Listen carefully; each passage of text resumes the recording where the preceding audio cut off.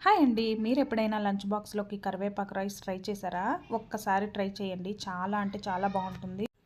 ఇప్పుడు కరివేపాకు రైస్ కోసం 2 గుప్పెళ్ళ కరివేపాకు తీసుకొని స్టవ్ పై ఒక ప్యాన్ పెట్టి అందులో చక్కగా డ్రై రోస్ట్ చేసుకోవాలి. అవి బాగా మనం ఇలా నలిపితే కొంచెం పొడిలాగా అవ్వాలి. అంతవరకు వేయించుకొని పక్కన తీసి పెట్టుకోవాలి. తర్వాత అదే ప్యాన్‌లో కొంచెం నూనె వేసి నూనె కొంచెం కాగిన తర్వాత మెంతులు, మినప్పప్పు, పచ్చిశనగపప్పు, ఆవాలు వేసి చక్కగా వేయించుకోవాలి. ఇవన్నీ చక్కగా వేగిన తర్వాత అందులోనే ఎండుమిర్చి, కొంచెం నువ్వులు ఒక 2 లేదా 2.5 స్పూను నువ్వులు వేసుకొని ఇలా దోరగా వేయించుకోవాలి.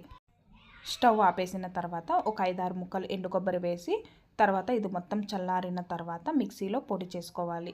తర్వాత అదే ప్యాన్‌లో ఇంకొంచెం ఆయిల్ వేసి అందులో ఆవాలు, పచ్చిశనగపప్పు, మినప్పప్పు, కరివేపాకు, కొంచెం పసుపు, ఉప్పు వేసి వాటిని చక్కగా కలిపిన తర్వాత అన్నంలో కలుపుకుంటే మనకి కరివేపాకు